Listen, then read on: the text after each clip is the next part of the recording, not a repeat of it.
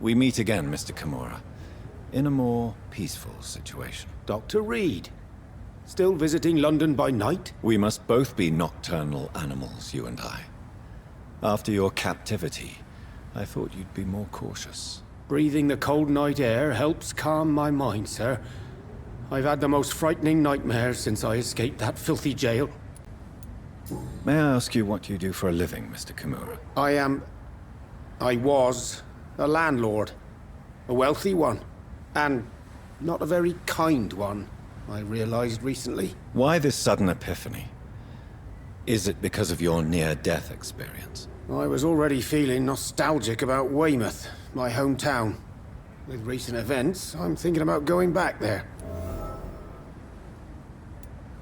How is the situation in the West End? I've heard rumors about armed men patrolling and fighting infected citizens in these very streets. I was lucky they didn't shoot me when I was abducted. What can you tell me about your abduction? If you really want to know, I was locked in that building for 3 or 4 days. My jailer was insane, mumbling about sacrifice and voices.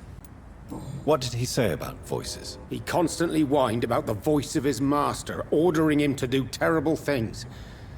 He wanted to silence the voice by offering blood. My blood. And why didn't he sacrifice you? That was the weirdest part. He claimed to spill blood was not enough. It had to be done when some stars were aligned. Which stars? That's the whole point. He wanted me to talk to him about some Red Queen configuration or constellation. I've never heard of such an astronomical term. Why are you so nostalgic for your hometown, Tadao? I was focused so much on making money, I almost forgot that my relatives and friends are threatened by this epidemic. Have you heard anything from your family? I was not only a bad landlord, I was also a bad husband. I've not seen my wife and son for years. Busy, busy, busy. At least now you're ready to go back and see them. But don't be surprised if your son bears a grudge, sir. You make it sound like you suffered from an absent father yourself, Dr. Reid. Well, I'll keep your warning in mind. Have you no friends at all? Over the years, I'm afraid my greed turned me into my friend's adversary, while I became friends with my professional rivals. Those you grew up with didn't share your views on money and success. Would you believe I was once a member of poetry circles and an astronomy club? We were young, such joyful dreamers then, that I stopped laughing long ago. Can you change? And is it what you really want? If so, it must come from within, not without. I've seen what an altruistic gesture can do. Nothing forced you to save me, Dr. Reid, but you did. I will follow your example in these matters from now on. There is no need to thank me. Rescuing a London citizen should not be out of the ordinary, though I'm afraid it may appear so in these difficult times. You did not only rescue me, you fought for me. You put your life in danger to save me. That's quite extraordinary. How will you cope if you're attacked again? I don't know. I've heard about these men and women who patrol the West End every night, chasing criminals like my abductor. Maybe I should join them. Tell me, Tadao, why was your abductor so interested in your passion for astronomy? I don't know. We met a few times at the Royal Greenwich Observatory. He seemed to share my hobby. Then he invited me to his house and locked me in. Did he fake his interest in astronomy to get close to you? No. In his madness, he spoke about a blood sacrifice to be made to his master when the stars aligned to a specific configuration. Yes. Astronomy is a fascinating subject. When I was a child, my mother bought a small telescope for my sister and I. We spent many a pleasant evening stargazing. Stars are not just dots in the sky, Doctor. They are the key to our understanding of the cosmos. They remind us how insignificant we are. You're right. But children love magic and stories. I remember our mother told us constellations have the power to protect us. Protection by the light of the stars. That's sweet. You remember the name of these constellations? Pegasus. It was the constellation my mother liked the most. Memory's a strange thing. I can recite without hesitation the names of the 88 constellations, yet I barely remember my own childhood. Goodbye, Mr. Kimura. Take care. Is there anything to connect me to this city anymore? Good evening, old chap. Are you all right? I won't lie to you, Johnny. I'm not a well man. Tell me what you have discovered about vampires, Clarence. They've always been here. And if you search for long enough, you realize others know about these devils too. I'm not alone. Have you shared your research with anybody else? No. But I've published my leaflets all across the city, hoping that someday someone will realize I'm printing the truth. What do you mean you're not alone? Who have you met? The Guard of Prewin, the Brotherhood of St. Paul's Stole, Ichabod Throgmorton. Those names always pop up when you dig deep enough. Have you spoken with any of them? No. With the quarantine, it's almost impossible to leave the West End. But as a doctor, maybe you could, Johnny. Are you asking me to help you prove the existence of vampires, Clarence? Yes, Johnny. Please, gather all the information you can find about vampires and bring it to me. You're the only friend I have left. I need you. Clarence, why have you distributed leaflets about vampires all across the West End? I have to warn everybody about them. They've killed thousands of people already, unnoticed thanks to the epidemic. We are all in danger here. Vampires in London? Come on, Clarence. Who's going to believe that? I'm not mad, Jonathan. You have to believe me. I know they are real. They're all around us, even as we speak. Clarence, I'm your friend, so I'm not going to judge you. But think about your wife, your family. You're in pain, and you need help. I can help you. I don't need a doctor, Jonathan. I need my best friend to trust me. You need some rest, Clarence. You should try to sleep. All countries unite! Rats. Tasty rats. Those clever rodents are cautious now. They won't approach. Why do you eat rats, Karina? Their flesh contains the path to immortality. I have to eat them all if I want to live. Help me. Please. Make it stop. I don't know if I can, miss. You have been tricked, forced to play a disgusting game. I don't know how to save you. Kill me then, Doctor. Take my life. I beg you. I can't do that, Miss Billow. I'm a doctor. I won't kill as an answer to pain or suffering. Never again. It is my decision. If I could, I'd do it myself. You're a doctor, but also a vampire, aren't you? Kill me, please. Make it stop. I must go now. Goodbye, Miss Billow.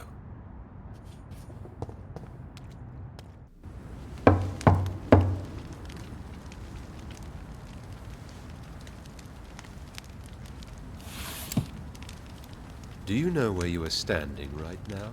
In front of the ASCALON Club, I presume. The ASCALON Club only summons or ostracizes. What is your business tonight? I received an invitation. I'm Doctor Jonathan Reid.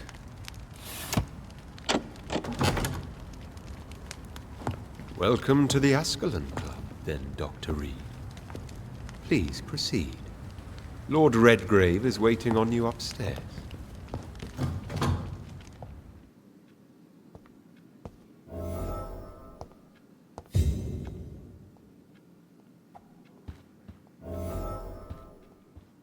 There has been quite a battle here.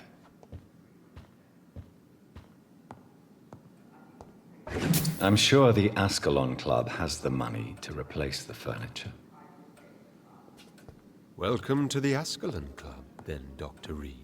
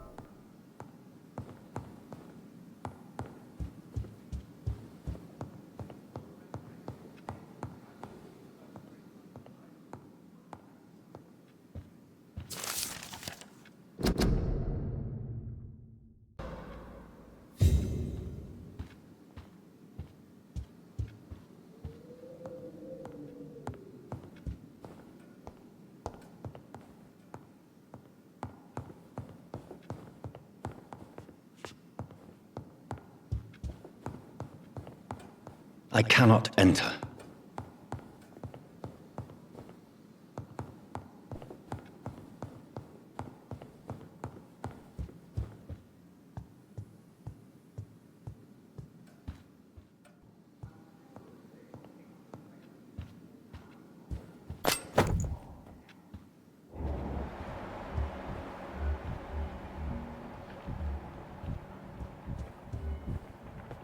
It's locked, all right.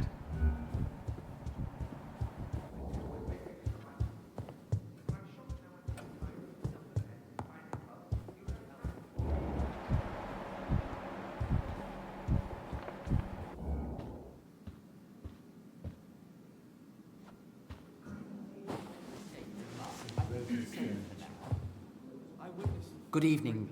We repel the intruders for now.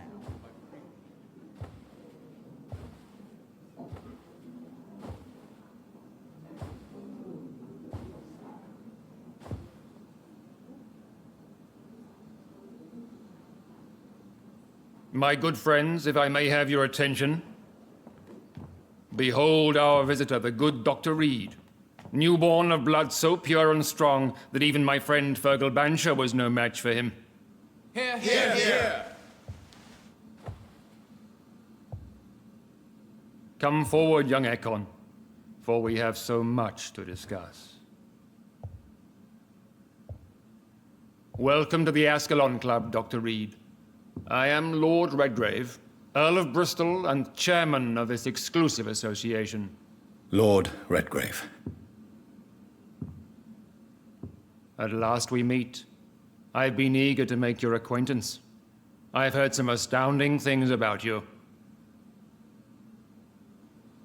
Please accept my condolences for your loss, Dr. Reid. Thank you, my lord. Lady Ashbury expressed your wish to meet me. Yes. The lady has always been a useful acquaintance, though not always reliable. Is she a good friend of yours? She has proved to be helpful on many occasions. The centuries have taught me never to trust a woman completely, especially if she is a mortal. Too prone to emotions, if you ask me. Too fickle when it comes to important decisions. My lord, do not expect me to speak ill of Lady Ashbury. Of course not, and I praise your loyalty. Would you offer the same fidelity to the Empire? What do you mean? I speak of this skull plague that threatens London and the country. You have been on the front line in the East End, but the time has come to open up a second front here. The epidemic has escaped the quarantine.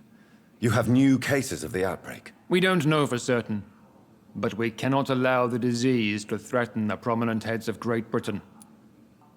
Why have you asked me here? Because the crisis is escalating. Our enemies, the Garde of Priwen, have even launched an open hunt. The only way to calm things down is to put an end to the epidemic. You want me to find possible sources of the outbreak in the West End. Is that it? Ah, straight to the point, like all eager newborns. We shall have time to talk about all this, Dr. Reid, but first, I should like to get to know you better. Talk? Is that the only reason you asked me here? Well, no. I also wanted to meet the intriguing Ekon, who made such a powerful progeny of his sister. You have not learned the name of your maker, am I correct? It's of no concern of yours. Have no embarrassment, Dr. Reid. We all make mistakes. But whatever your lineage, you are definitely ASCALON material. What do you mean? I would like you to become a member of the ASCALON Club, and to serve me as such. Before I accept, I have so many questions. Please ask. What is the ASCALON Club's express purpose? We follow the credo of William Marshall, the greatest knight who ever lived. As was he, we are sworn to protect the British Empire. William Marshall founded the ASCALON Club. Not exactly. William Marshall granted me immortality, and I founded the club a few years later. The good knight has been gone for so long. What does ASCALON mean? Ascalon was the lance wielded by St. George, glorious patron saint of England when he slew the dragon. And like that lance, we pierce the hearts of all our nation's enemies. What does it mean to be a member of the ASCALON Club? It means that you swear to protect the interests of the crown, that you become a loyal servant of the British Empire.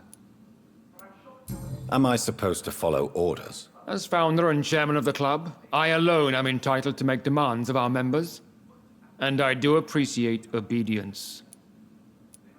Do you have any official recognition from the government? A charter from His Majesty the King? No.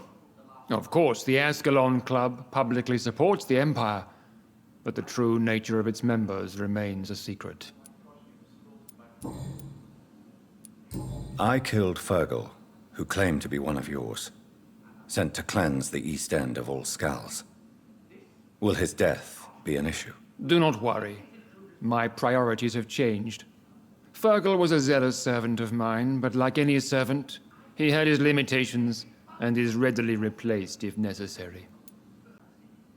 I agree to join the club. This is good news. Good news indeed in these crucial times.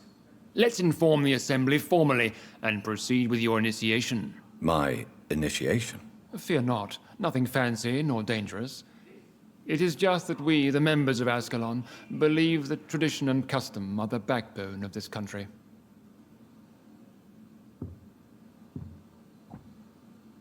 My fellow members, dear friends, please gather and welcome this Ekon as one of our own.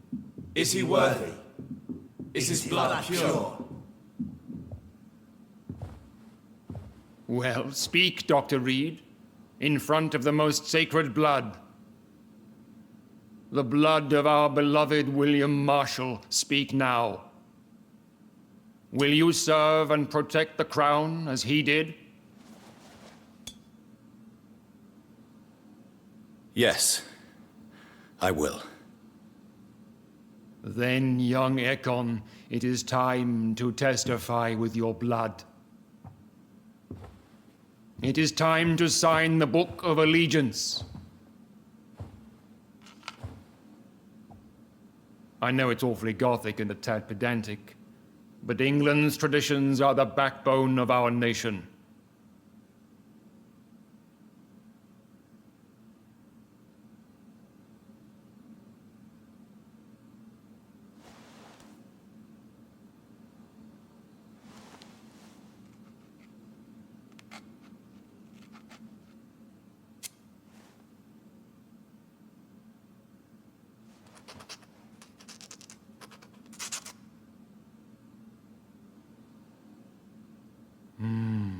Delightful.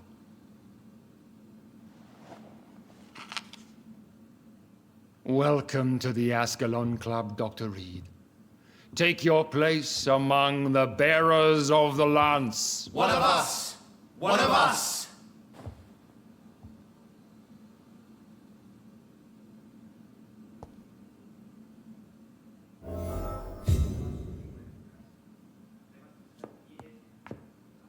That went well, did it not?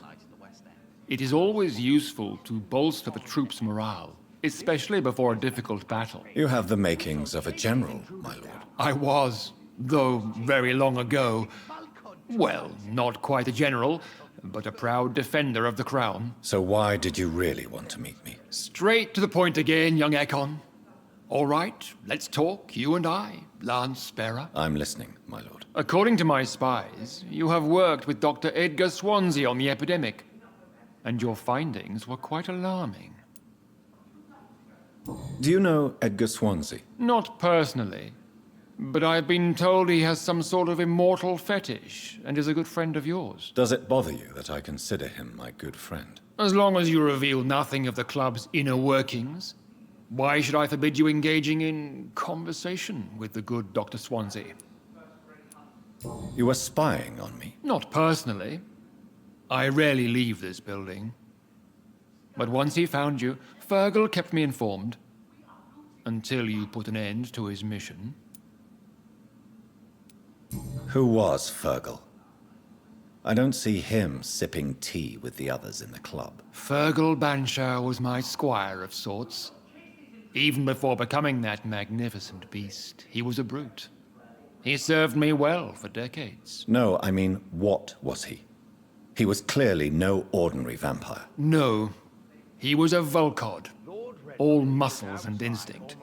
Quite the rare breed, ferociously territorial.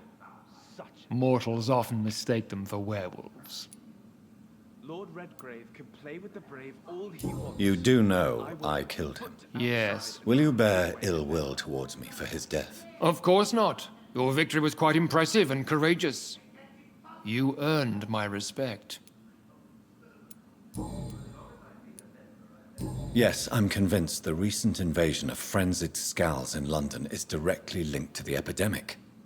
This is not the Spanish flu, but something else. I would be glad to hear more of your discoveries, Dr. Reid, but for now, my main concern is the security of London's inhabitants, both mortal and immortal. What do you mean? Alarmed by the epidemic, the Guard of Prewen has started a war against us British vampires. To appease the situation, we must eradicate the Scals. I have met peaceful and wise Scals. To exterminate them means we are no better than vampire hunters. Scals are hideous, shameful creatures that give all Ekon a bad name. So, what do you want me to do? I want you to investigate the city thoroughly. I have reason to fear there are cases of contagion in this part of town. Our absolute priority is to find and cleanse them. And how would you like me to proceed? By all means necessary, Dr. Reid. You are now a member of the ASCALON Club and you have carte blanche. Interrogate the locals, follow all the leads you find, and get results.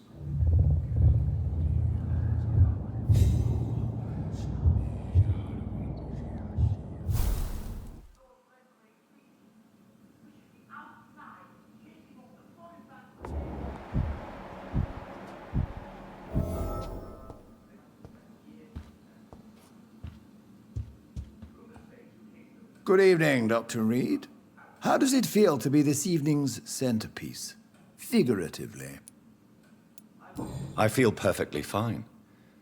Do I have cause for concern? Do not be alarmed. The Ascalon Club has a tried and tested policy for choosing its initiates. May I ask who you are, sir? Why would you be interested? Well, as you seem to be the only man in the room with a beating heart, you draw quite a bit of attention yourself. Ah, vampire senses never cease to fascinate me. They dwarf those of mere mortals. I am Aloysius Dawson, by the way. Are you a member of the club? Yes, I am. And I have been for many years. And will be until the day I die. What can you tell me about it? It's not really my place to give you such information. I am merely a mortal member, and a dying one at that. Are you sick? Personally, I consider my advancing years are a sickness in itself. My body is slowly abandoning me, Dr. Reid. Lord Redgrave is outside almost every night. Are you not afraid? You are surrounded by vampires. Sir, it's for that very reason that I joined the club in the first place. Play with the brave all he wants, but I won't put a Is not the nature of this club a secret shared by only a privileged few? My dear Dr. Reid, I have spent years and a fortune precisely to gather that kind of information. So you asked for membership? I have been a member of many clubs in many countries. But I must admit, this one is my favorite. What can you tell me about Lord Redgrave? I would not dare speak of our chairman without his consent. Mr. Dawson? Of Dawson and Dawson? The wealthiest man in England. It is a pleasure to meet such a prominent figure of London. A withering London figurehead, to be precise. Are you sick, Mr. Dawson? I am a doctor, you know. My case is beyond the scope of traditional medicine. I have spent fortunes on the world's most competent doctors to arrive at that diagnostic conclusion. I'm sorry to hear that, sir. Should I suppose that you're here in search of some form of immortality? Absolutely not. I'm here to implement my plan to save the city I was born in.